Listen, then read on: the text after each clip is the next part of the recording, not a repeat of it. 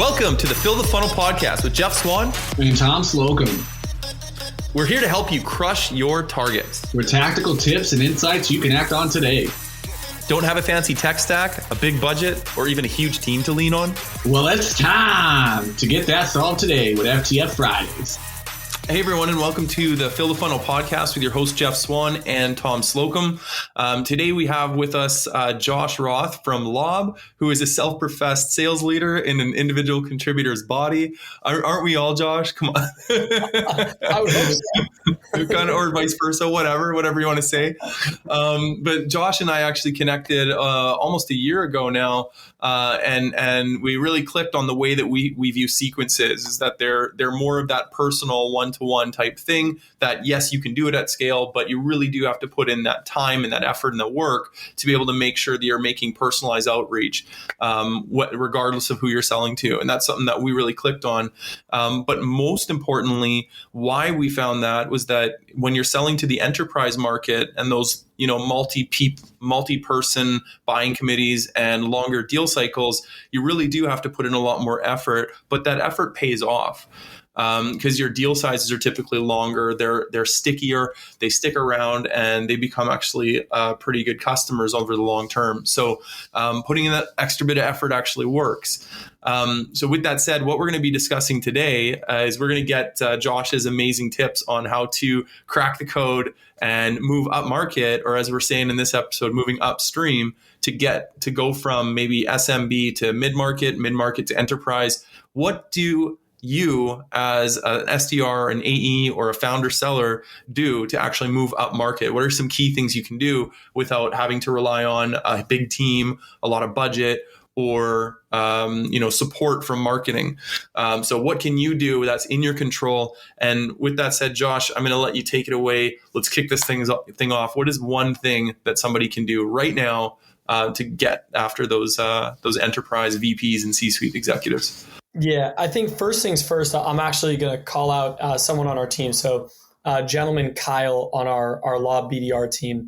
One of the things that he did when we began to shift focus to go up market was he took the time to actually research how he can get into these companies from a connection perspective. So what investors in Lob also invested in some of these other organizations or have connections, right? That's going to be your lowest hanging fruit.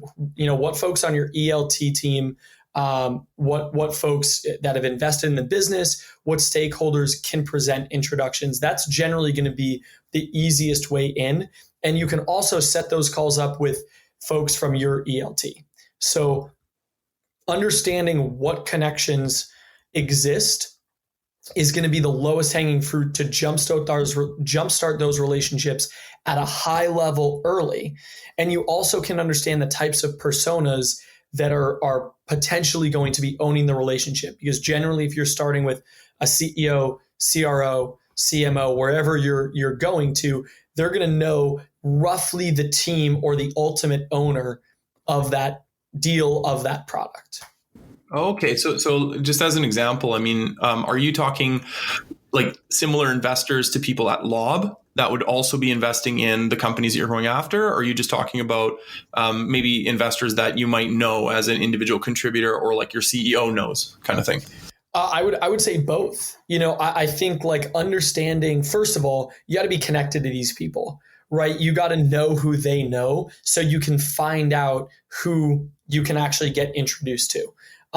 Secondly, understanding what prospects are following your investors, right? So for example, if you see that one of your investors is their organization is being followed by a CMO that's a target, or a CEO or a CRO, go tell your ELT and make that connection. See if you might have any in with that prospect through investors. That's going to be the lowest hanging fruit that you have at your disposal to move quickly up market and generate quick meetings. Now, whether there are going to be opportunities is obviously going to be dependent on the product and the need, but that's going to be the easiest way to see results quickly. That's a great idea. Can you help us, our listeners who don't know what ELT stands for? What is that? Yes, thank you. Executive Leadership Team. Executive leadership team. Okay. So what's interesting here, and I like where you're going with this, because it's really getting to know the leadership team, like they getting to know their ecosystem and what's going on and how they make those decisions, right? And as anybody who's worked for a funded company knows, is that the board and your investors have a humongous influence on the executive team at any organization, right? Bingo. Yep. Yeah. And the great thing is they are connected. So they're connected to your customers. They're connected to you. They're connected to your CEO and maybe other consultants that you work with and all that stuff. And what's really cool, and I'm going to ask you for your tips on this, but the way that we used to look for people like that is used to use tools like Crunchbase, Owler, even LinkedIn Sales Navigator, but you can find details on people's actual investors through a lot of these tools. And you don't even need to buy the premium versions of Owler to know who invests, right? Like you can go in and look up a company and actually get just a list of the people that have invested, the funds that have invested, right? The types of the venture capitalist funds. And any other tips that you have, like any other places you can find that information? Yeah, one of the things I love to do is the I think some call it a job hopper campaign, some call it a champion campaign, but where have people that have closed deals in the past, what companies have they moved to, reach out to them, right? Those were your champions, should be your champions, and should always be your champions. So go out, I think some call it a job hopper campaign, go find those that have been champions in the past, make them champions again. I think some will call it like raving fans campaign. That's a really good angle to take. And then similarly, use customers that have come from companies using your product. So for example, take 15 companies that are current customers and then go into your navigator, find the titles of prospects that came from companies that have been customers and reach out to them. Hey, I saw you came from XYZ company. They were a client of Lobs. We think that, your current company would be a good fit as well. Here's why we believe that. Here's some similarities that I see. Do you see them as well? Is this worth 20 to 30 minutes to talk through? Awesome. No, I love that as a strategy. Tom, have you ever used, I think you used something like that at rap.com, didn't you? I've done a couple of different things around this. Executive sponsorship always happens. You go through networks, you find out who's connected. You take the burden off of your executive leadership by writing up the email potentially for them, right? What you're looking for them to say, hey, here's what I want you to send over. Here's 10 people to email if you have a minute. Because they're busy, right? They want to help you, but ultimately, they can't. So take the burden off of them, give them the ammo, and then just let them execute. That's how I've done it. The other part is finding those influencers, those champions that are switching jobs. I don't know how many times, somebody will say, hey, we already have a solution. We're all set. A lot of SDRs don't go in and asking, why they made that decision. And half the time you'll hear, well, Jeff knew them, so we brought him in over here. Okay, but what does that actually do for you? How is it helping? Well, it's not, but Jeff wanted it. Now I know I got to go talk with Jeff and work my relationship with Jeff on the decision process, and that he uses through a champion. You want to be that, though. You want to be that person that they're telling other vendors, hey, I can't work with you. I'm all set with Josh, and I'm using Josh. And they're bringing you with everywhere they go because you've generated that value for them. So there's a couple of different ways to do that, right? Bring in executive leadership, build your champions, and then that's how you can get into those entryways on the enterprise side. We used to use a tool called Lucid Chart. I don't know, Josh, if you've heard of it or Jeff, but it integrates into Salesforce. I'm not sure if it has other CRM capabilities, but it does let you build out org charts on your Salesforce for your reps. And so we did a lot of that on our target 25 accounts. And when we had a lot of our reps working named accounts, we would build out the org chart and have the SDR tasked with doing that. So we knew that chain, right? Now you have data tools that will do it. ZoomInfo is really good at showing you the org chart within their platform. And you can navigate those waters, right, to go upstream and find the ways to get in there. Awesome. No, this is pure gold, my friends. So thank you so much. I'm going to switch it back to Josh now. What is another thing that somebody, an individual contributor, can do besides after once they've gone through their connections and their referrals and their ELTs? What is another thing they can do? Yeah, I think next is really, I think this actually could potentially might be the first tip, and what I shared may be the second, but alignment is super key. Understanding what resources you have at your disposal, what's going on in the account. If you're a BDR or an AE, pointing the other person in the right direction. If you're an AE, helping the BDR understand what happened in the account. Who have you spoken with, if anybody? Have you read through the 10K or 10Q? If you have, what are what's the TLDR of the 10K, 10Q? Help the BDR, SDR understand that. And then bake out a plan for contacts the SDR, BDR is going to go after, contacts that you might want to own yourself, and create an account plan and create a succinct messaging plan for how you're going to get to those. Understand what resources might be at your disposal. Are you able to do some sort of gifting, right, through a Postal or a Sendoso? Are you able to leverage any sort of content that's been written about your organization? Maybe you've got been linked to this company through a Gartner report.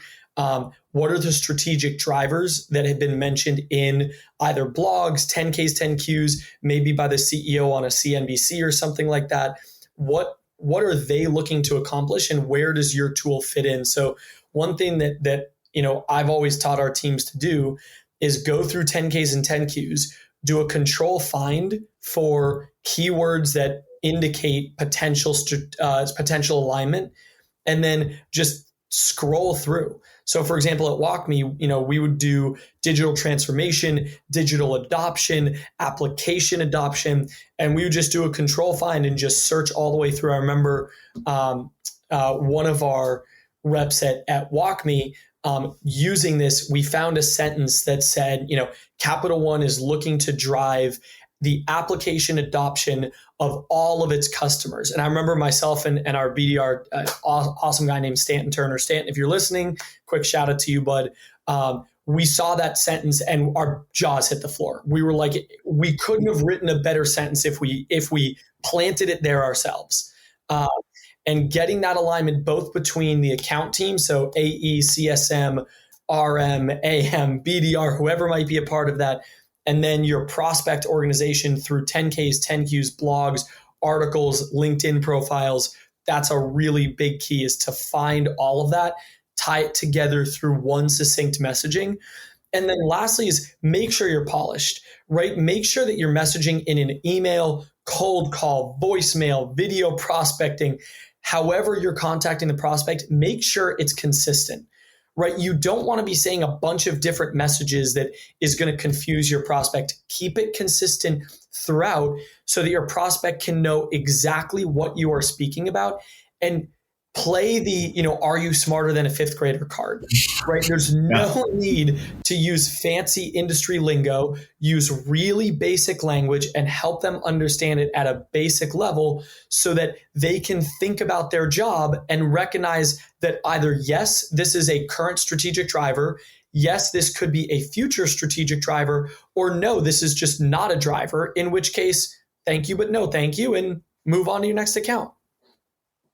Oh, I like that. Well, I love the concept of the "Are you smarter than a fifth grader?" Obviously, use that big fancy jargon. I remember prospecting into big social companies, so like Facebook, Snapchat, all that, and you're dealing with engineers who have like 7 PhDs or whatever. But yet the funny thing is that when you talk to them like human beings, they actually respond better than if you talk to them with a bunch of jargon, right? Yeah. Like it's absolutely crazy. But I think what I'm hearing from you though is I like how you referenced this tip as be polished, because you said, you didn't say get your messaging in order, you said be polished. And there is a level of professionalism when you're going into enterprise organizations. It's not as casual as a lot of the mid-market SMB type prospecting. You do have to be more polished. You have to be more professional. They have to feel like they're being prospected by a professional organization that has longevity, right? when you're selling to enterprises, it's about longevity, and like they need to know that if they sign a sticky contract with you, a 5-year contract, that you're going to be there at the end of that 5 years. You're exactly right. And I think one of the challenges is, these enterprise organizations, they are being prospected to all day. I mean, if we think in the mid-market, or maybe, small enterprise space, we're getting prospected to a lot. Try going to a Medtronic, a Nike, right? I mean, they are getting outreach all day and all night.